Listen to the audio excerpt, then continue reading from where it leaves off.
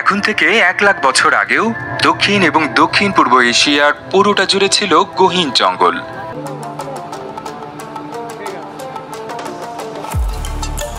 আনুমানিক 70 থেকে 80 হাজার বছর আগে এই এলাকায় প্রথম আদি মানুষের বসবাস শুরু হলে ধীরে ধীরে সেই জঙ্গলের আয়তন সংকুচিত হতে থাকে, যার আগ পর্যন্ত বিশ্বের বৃহত্তম জঙ্গলের অবস্থান ছিল এই দক্ষিণ এশিয়ায়। যদিও বর্তমানে এই খেতাব দক্ষিণ আমেরিকার অ্যামাজন জঙ্গলের মাথায় উঠেছে। যাই হোক, সুপ্রাচীন সেই জঙ্গলের বিশাল একটা অংশের অবস্থান ছিল ভারত মহাসাগর এবং বঙ্গোপসাগর সংলগ্ন উপকূলীয় এলাকায়।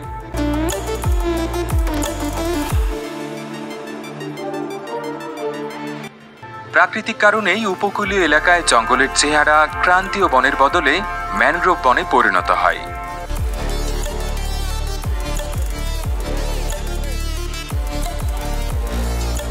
ম্যানগ্রোভ বনের অন্যতম বৈশিষ্ট্য, এই বনের উদ্ভিদগুলো দিনে একাধিকবার সমুদ্রে জোয়ারের কারণে নোনা পানিতে অর্ধেক ডুবে থাকে। দক্ষিণ ও দক্ষিণ পূর্ব এশিয়ার উপকূলীয় এলাকা জুড়ে বিস্তৃত এই ম্যানগ্রোভ বনের খণ্ডিত কিছু ভগ্নাংশ এখনো টিকে আছে।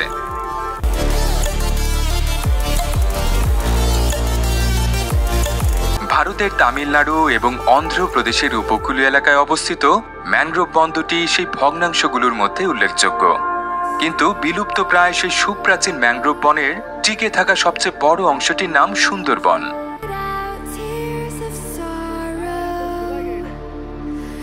বাংলাদেশের দক্ষিণাঞ্চল এবং ভারতের পশ্চিমবঙ্গ রাজ্যের দুটি জেলা মিলিয়ে বিস্তৃত এই বনটি এখনও বিশ্বের বৃহত্তম ম্যানগ্রোভ বনের খেতাব ধরে রেখেছে। প্রিয় দর্শক, আপনাদের সুন্দরবন সম্পর্কে জানাতে এই ভিডিওটি তৈরি করা হয়েছে। সুন্দরবন সম্পর্কে বিস্তারিত জেনে আসি।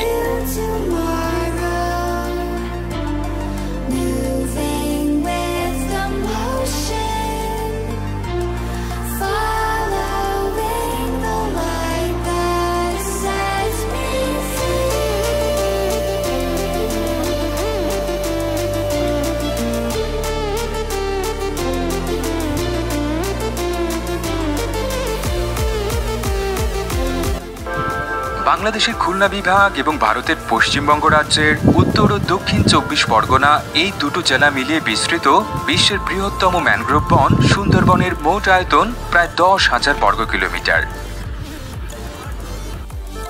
মোটা দাগে এর শতকরা প্রায় 60% বা 6,000 বর্গ কিলোমিটারের মতো এলাকা বাংলাদেশের নিয়ন্ত্রণে রয়েছে,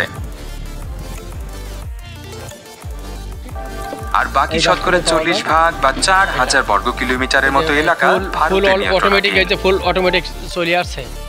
এই যে ফুল কিন্তু অটোমেটিক। জমি মাপজোকের প্রচলিত এককের হিসেবে এই সুন্দরবনের আয়তন প্রায় 25 লাখ একর। বিস্ময়কর ব্যাপার হলো, বিশ্বের দ্বিতীয় বৃহত্তম ম্যানগ্রোভ বনের আয়তন মাত্র 3,000 একরেরও কম। ভৌগোলিকভাবে এই সুন্দরবনের সীমানা দুটো নদী দিয়ে নির্দিষ্ট করা হয়েছে। পূর্ব দিকে ভারতের হুগলি নদী আর পশ্চিমে বাংলাদেশের বলেশ্বর নদ। এই দুটো জলধারার মধ্যবর্তী ম্যানগ্রোভ বনাঞ্চলের আনুষ্ঠানিক নাম সুন্দরবন।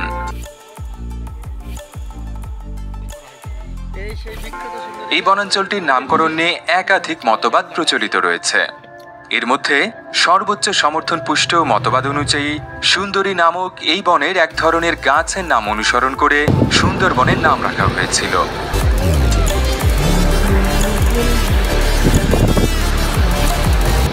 তবে এর বিপরীতে কেউ কেউ বলেন সমুদ্র বন অথবা চন্দ্রবন নামটি অপভ্রংশের কারণে সুন্দরবনে পরিণত হয়েছে। উত্তরের হিমালয় পর্বতমালা থেকে নেমে আসা গঙ্গা, ব্রহ্মপুত্র এবং মেঘনা এই তিনটি জলধারার মোহনা এই সুন্দরবন এলাকায় অবস্থিত। এই সুন্দরবন সংলগ্ন এলাকায় প্রায় 50,000 বছর আগে থেকে মানুষের বসতি থাকলেও ইতিহাসে প্রথম এর উল্লেখ পাওয়া যায় 3য় শতকের মাঝামাঝি সময়ে। প্রায় 1800 বছর আগে এখানে চাঁদ সওদাগর নামক এক ব্যক্তি একটি জনপদ প্রতিষ্ঠা করেছিলেন। প্রত্নতাত্ত্বিকরা সুন্দরবনের বাঘমারা এলাকায় এই চাঁদ সওদাগরের হাতে গোড়াপত্তন হওয়া একটি প্রাচীন শহরের ধ্বংসাবশেষ আবিষ্কার করেছেন। এরপর 1000 বছরের বেশি সময় ইতিহাসের পাতায় এই বনাঞ্চলের উল্লেখ করা হয়নি। অবশেষে ত্রয়োদশ শতকে সূচিত মুঘল শাসনামলে আবারও এই সুন্দরবনের কথা বলা হয়েছে।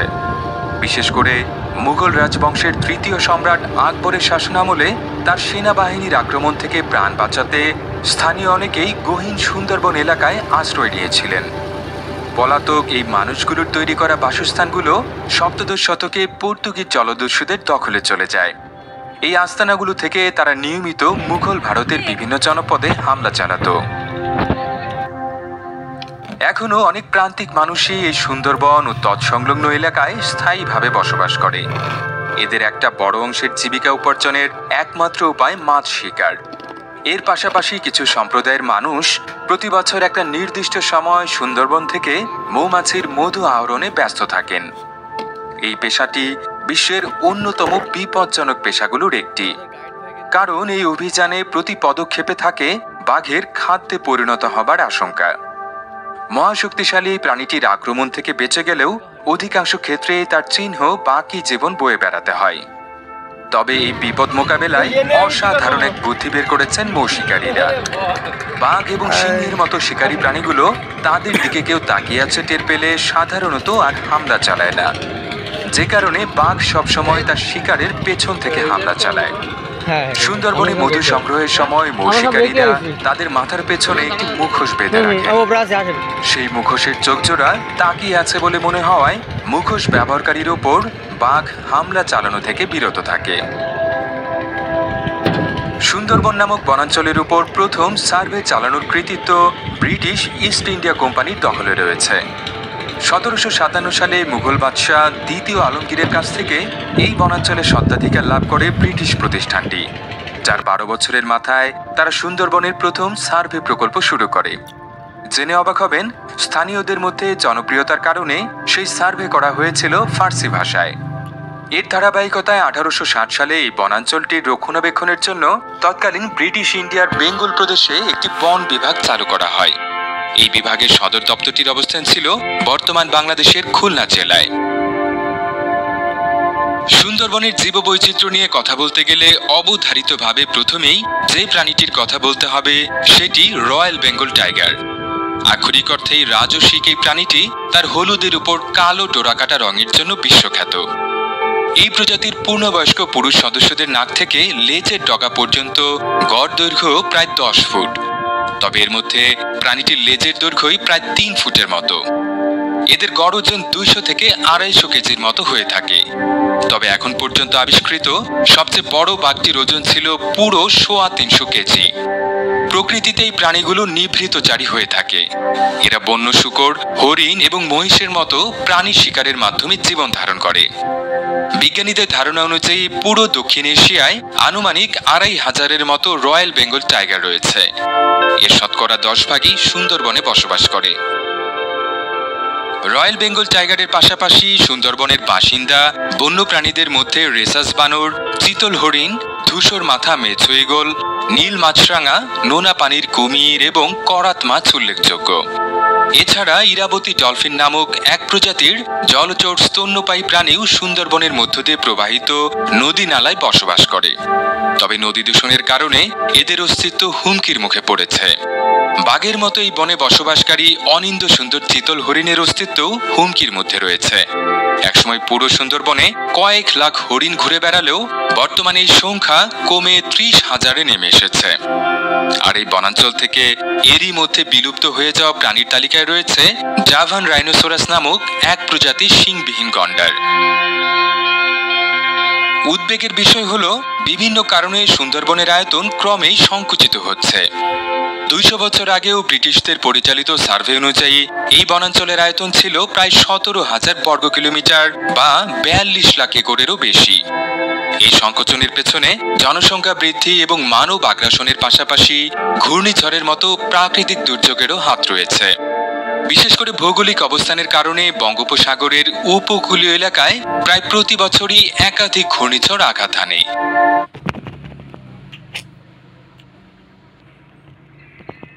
আর কয়েক বছর পরপরই মহাশক্তিশালী এক একটি ঘূর্ণিঝড় এই এলাকায় তাণ্ডব চালিয়ে যায়। জাতিসংঘের প্রতিবেদন অনুযায়ী 2007 সালে এক ঘূর্ণিঝড় সিডরের আঘাতেই সুন্দরবনের শতকরা 40 ভাগ উজাড় হয়ে যায়। সেই ক্ষতির মাত্রা পুরোপুরি বুঝে ওঠার আগেই 2 বছরের মাথায় এই বনাঞ্চলে ফের আঘাত হানে আইলা নামের বিধ্বংসী আরেকটি ঘূর্ণিঝড়। ওই ঝড়েও সুন্দরবনে বিদ্যমান জীববৈচিত্র্যের ব্যাপক ক্ষয়ক্ষতি হয়। প্রাকৃতিক কারণের মতো সুন্দরবন ধ্বংসে মানব সৃষ্ট কারণের ভূমিকাও অনেক। এর মধ্যে প্রথমে রয়েছে বিশ্বব্যাপী জলবায়ু পরিবর্তনের ফলে সমুদ্রপৃষ্ঠের উচ্চতা বৃদ্ধির বিষয়টি।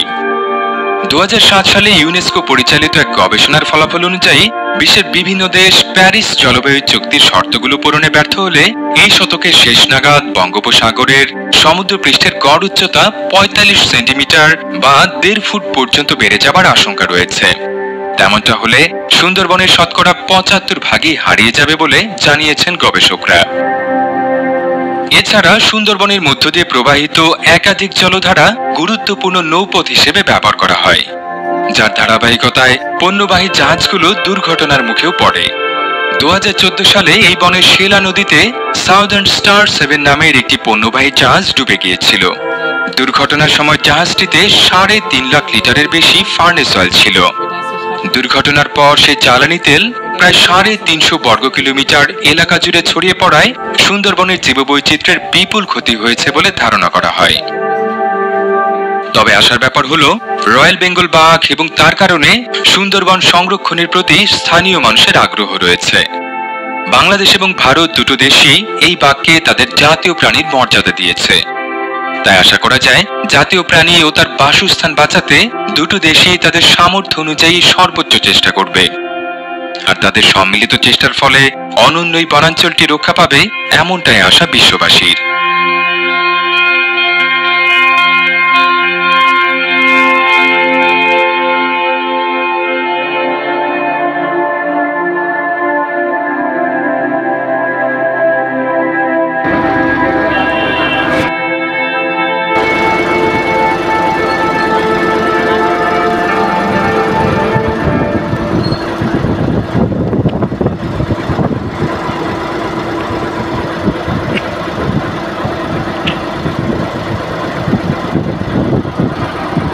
ওইটা ধরে একটা খাওয়া যাবে না, অনেক বড় বড় দেখছি।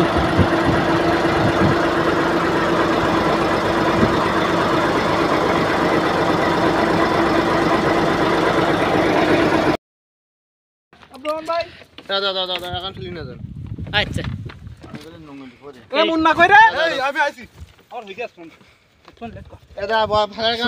আমরা নিচে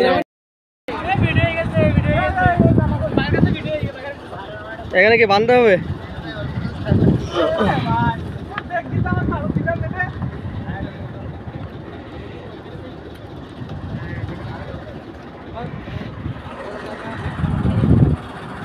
একে একে নামবে।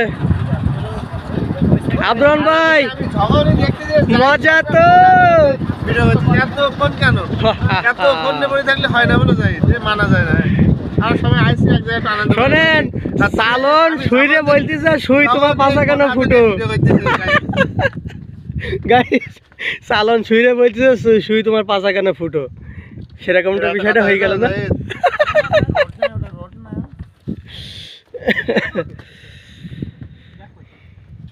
আমরা ইগল ভাগির এই জায়গাটা লাভ দিয়ে তো উড়ি যেত।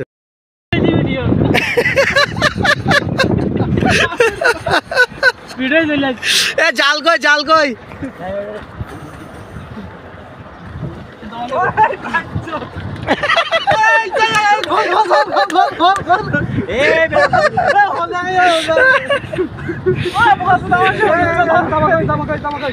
কি বলে আগে তাই শোনো, ইচ্ছা ধরন করি আইছু তা জাল কই? এই বেল কই, বেলটা খুল দে। নাম জাল দে, নামি গই দেখি যা ভাই যাই বেশি তাইলে।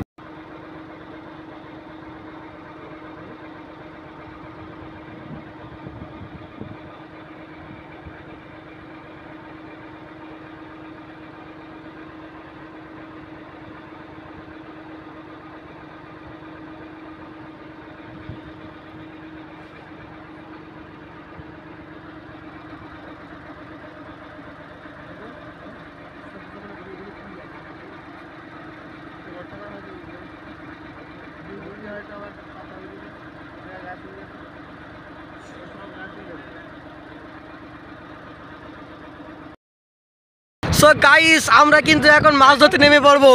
এই এই ক্যামেরার সামনে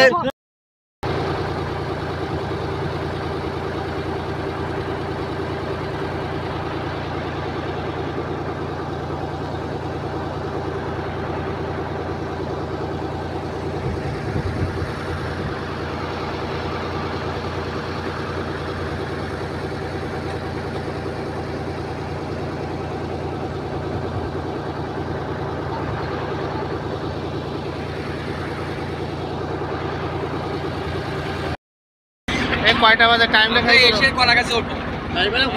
এখন 11:18 হয়েছে। স্ক্রিনশট মারেন একটা। এবার আমি বলি আমি একটু বলি মানে আপনাদের সুবিধার্থে আমি একটু বলি মোস্তামে গেছিলি ভাব আছে না বাহ ভরানি বাহ সুন্দর লাগছে